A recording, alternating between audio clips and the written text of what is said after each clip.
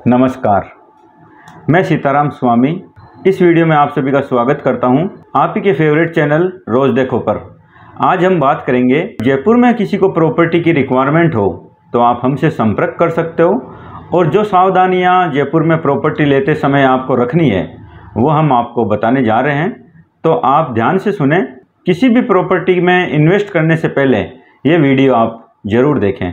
तो चलिए आपको ले चलते हैं स्क्रीन पे, और ये सावधानियां आप ज़रूर ध्यान में रखें, जैसे कि JDA अप्रूव्ड प्रॉपर्टी होनी चाहिए। और दूसरी सबसे बड़ी बात यह है कि जो भी आप प्रॉपर्टी खरीदें वो रेरा अप्रूव्ड प्रॉपर्टी होनी चाहिए। कहने का मतलब है कि JDA और रेरा अप्रूव्ड प्रॉपर्टी आपको लेनी चाहिए अगर आप जयपुर में कहीं पे भी प्रॉपर्टी ले रहे हैं तो। और अगर आप किसी टाउनशिप में प्रॉपर्टी ले रहे हैं तो लैंड यूज चेक करें, देखें कि टाउन एंड कंट्री प्लानिंग की परमिशन है या नहीं। लोकल ऑथोरिटी जैसे नगर निगम JDA में नक्शा पास हो चुका है या नहीं हो चुका है। सबसे महत्वपूर्ण होता है ये चेक करना कि जिस कॉलोनी में आप ज़मीन खरीद रहे हैं वो वैध है या अवैध है। इस तरीके से आपको प्लानिंग करनी चाहिए। कई लोगों को लगता है कि सरकार ने रजिस्ट्री कर दी तो प्रॉपर्टी वैध हो गई, लेकिन ऐसा एक्सपर्ट के मुताबिक नहीं होता। रजिस्ट्री करते समय सरकार सिर्फ रेवेन्यू एंगल से जांच करती है। कोई भी प्रॉपर्टी वैध है या नहीं ये जांचने की जिम्मेदारी प्रॉपर्टी खरीदार स्वयं की होती है, न कि सरकार की। नेम तो ये भी कहता है कि अगर आप जयपुर में या कहीं पे भी प्रॉपर्टी खरीदते हैं तो उस समय आपको अखबार में इश्तिहार या सूचना ज़रूर देनी चाहिए कि फ़लाँ प्रॉपर्टी हम खरीद रहे हैं।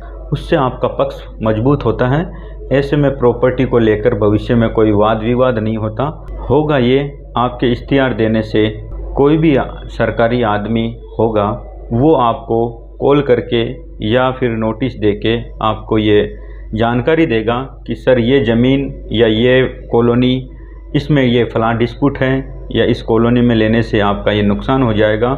तो उसमें बिना मांगे आपको इन्फॉर्मेशन मिल सकती है। तो आपको जो भी आपके अखबार का इश्तिहार का जो पैसा लगता है 3 से 4 हज़ार रुपये, उसमें आपका बहुत बड़ा बचाव हो जाता है। कहाँ आपकी लाखों रुपए की प्रॉपर्टी फ्रॉड हो सकती है, उससे आप बच सकते हैं। और किसी भी प्रॉपर्टी को लेने से पहले लिंक डॉक्यूमेंट ज़रूर चेक करें कि ये पहले किसकी थी, उसके बाद में किसकी हुई है, और अब ये किसकी है और कौन बेच रहा है। इस तरीके की आप लिंक डॉक्यूमेंटेशन की जानकारी भी आप प्रॉपर्टी लेते समय ज़रूर रखें। उसके बाद का प्रोसेस है, जो भी ज़मीन या आप प्रॉपर्टी ले रहे हैं उसका भूमि का रिकॉर्ड भी आप ज़रूर चेक करें कि एग्रीकल्चर थी या मंदिर माफिक थी, गोचर भूमि थी या फिर तालाब माफिक थी। तो इस तरीके की ज़मीनों में आगे जाके बहुत बड़ा डिस्प्यूट हो जाता है और कॉलोनियाँ की कॉलोनियाँ ध्वस्त की जाती हैं।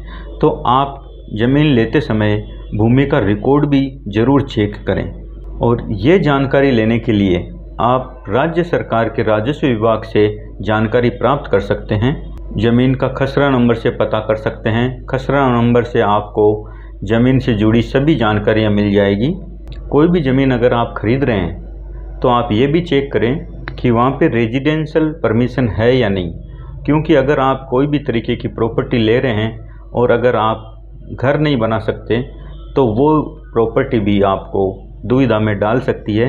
इसलिए आप ये परमिशन शेड्यूल भी ज़रूर चेक करें। अगर प्रॉपर्टी कॉमर्शियल या इंडस्ट्रीज में आती है तो वहाँ ज़मीन ना खरीदें, क्योंकि वहाँ आपको घर बनाने की परमिशन नहीं मिलेगी।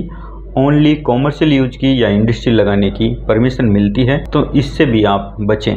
प्रॉपर्टी खरीदते समय आप अपनी जीवन की पूरी पूंजी इसमें लगाते हैं, तो हमारा तो यही कहना है आप उसकी वैधता और जानकारी ज़रूर जांच परख के प्रॉपर्टी लें।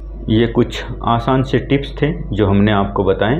आपको ये वीडियो आगे लोगों तक शेयर करना चाहिए, क्योंकि अभी बहुत सारे लोग जयपुर में प्रॉपर्टी लेने में धोखा खा चुके हैं और खाते जा रहे हैं। तो हमारा मकसद यही है कि हमारे यूज़र और जयपुर में प्रॉपर्टी लेने वाले यूज़र तक, सब लोगों तक ये वीडियो पहुँचे और सब लोग हमारे बताए अनुसार प्रॉपर्टी खरीदें या फिर हमारे संपर्क में आके प्रॉपर्टी खरीदें, तो ये बेस्ट होगा।